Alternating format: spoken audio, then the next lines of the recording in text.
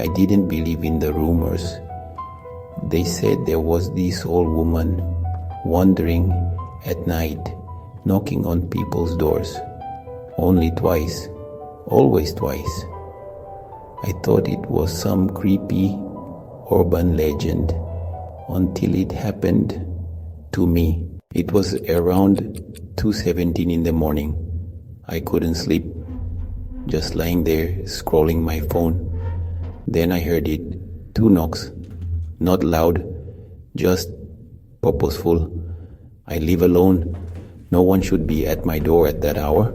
I got up, looked through the peephole, and there she was, a frail old woman, long gray hair, hunched shoulders, wearing some kind of tattered shawl. She wasn't scary at first glance, just lost. She looked up, straight at the door, like she knew I was watching. I opened it. Just a crack. She smiled. A slow, gentle kind of smile. Then she said, "I'm a little lost. Can you help me?" I didn't even get a word out before she nodded, "Thank you," and walked away. No phone, no flashlight. She just vanished into the dark. At first, I thought nothing of it. But the next morning, my cat was gone. Not hiding, gone. My TV flickered non-stop. My bathroom mirror had this weird crack, shaped like a hand. Then I remembered something. I checked the footage from my door cam. There she was, clear as day, standing at my door, smiling. The timestamp? 2:17 a.m. But that didn't make sense. We had a power cut that night. The camera shouldn't have worked. And the next time I checked, the footage was gone, completely erased, just static. I told my neighbor. He went pale. "You opened the door?" He didn't need to explain. I already knew. Something wasn't right with her. She wasn't asking for help. She was choosing. Now, every night, I wait, because if she comes again, I won't answer. And if you ever hear 2 slow knocks after midnight, don't either. I never used to believe in ghost stories. They were just tales parents told to keep us out of trouble. Or so I thought. That was before I passed by Drain 42. It's tucked away at the edge of town, behind an old rusted chain link fence. There's a faded metal sign bolted to the gate. Storm Drain 42, do not enter. Everyone in West Hollow knows the legend. In the 90s, a kid named Mikey dared to crawl in during a thunderstorm. He never came back out. At school, people still talk about him like he's a myth. But the older folks, they get real quiet if you bring it up. This past fall, I started walking home from my evening shift at the gas station. My route takes me right past that fence. At first, I didn't think much of it. But one night, around 11:30, I heard it screaming. It wasn't loud, more like distant, muffled, but definitely human. I froze. Then I told myself it was probably just a cat, or maybe my brain playing tricks. The next night, I heard it again, followed by crying. Soft, broken sobs that seemed to echo from deep underground. I asked around. A guy from city maintenance came in for coffee a few days later. When I brought it up, he got this weird look on his face.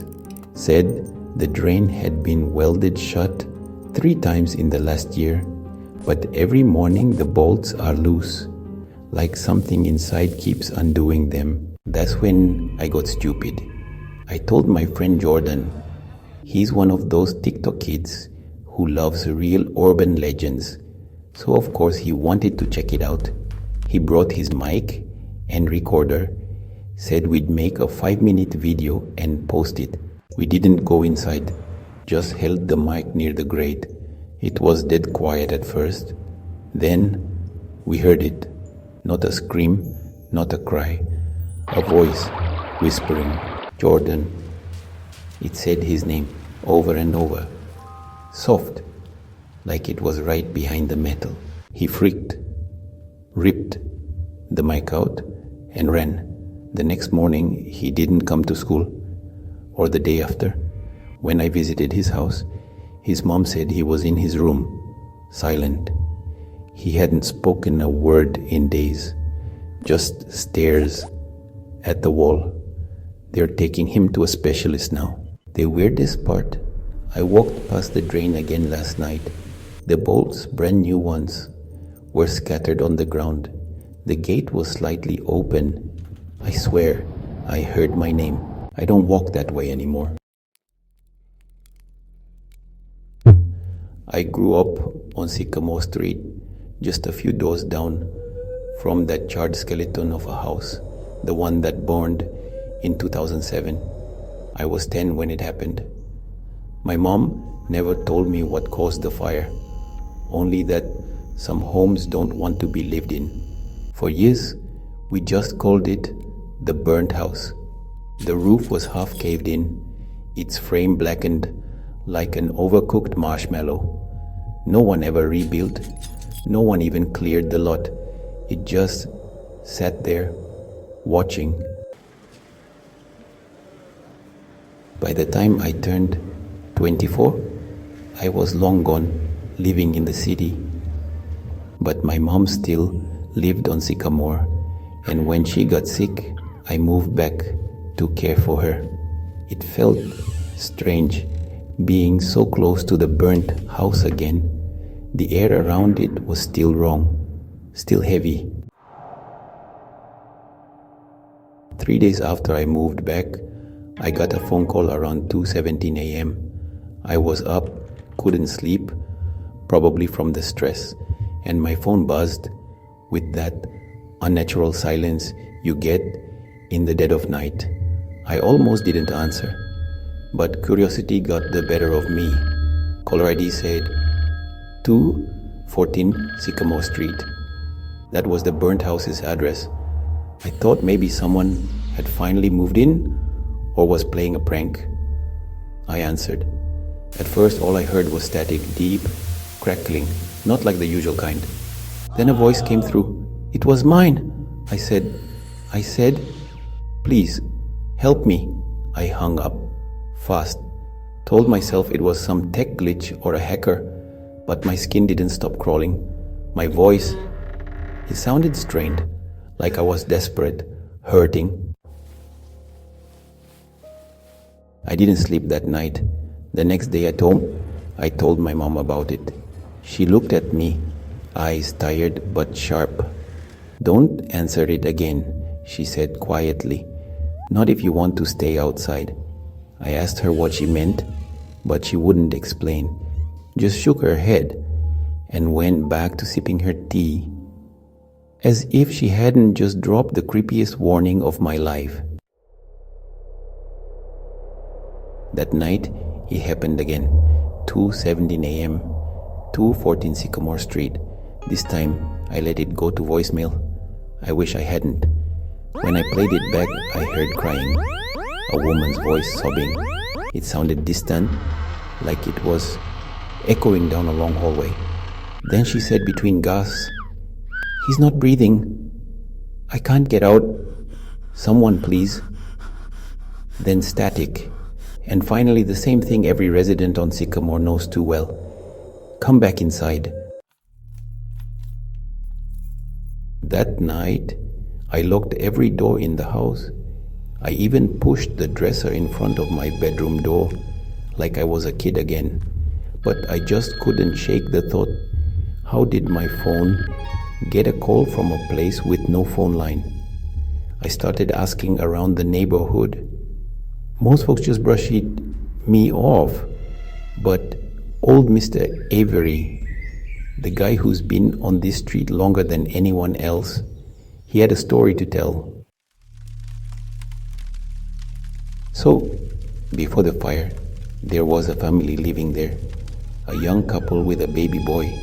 No one really knew what happened. But after the fire department didn't find any bodies. It was like they had vanished, or maybe burned up completely. No remains left, just heat and ash. And then the calls began, always at night, always a voice that seemed familiar. Mr. Avery said one woman went mad trying to trace those calls. She walked into that ruin one night, phone in hand, whispering to someone on the line. She never walked back out. I wish I could say I stopped answering the calls after hearing all that, but try ignoring your own voice crying for help. Try turning off the phone when it sounds like your mom is calling, even though she's right there, sleeping in the next room. The third call came at 2:17 in the morning. Just like always, I answered, and this time it wasn't just static. It was breathing, my breathing. Me, but scared. Then I whispered, "It's waiting, inside. You left me here." And then, louder, "Come back inside." My heart nearly stopped because this time the voice didn't end there. It laughed. Not a cruel laugh, not a human one either. It was like the walls themselves exhaled sound. I threw the phone across the room. I am writing this now because I have no idea what happens next. My mom's calls have stopped. She sleeps too deeply now, too still. Last night there were footprints in the ash outside 214 Sycamore. Bare, human, leading in, none coming out, and my phone, it just rang. It said, "You are calling 214 Sycamore Street."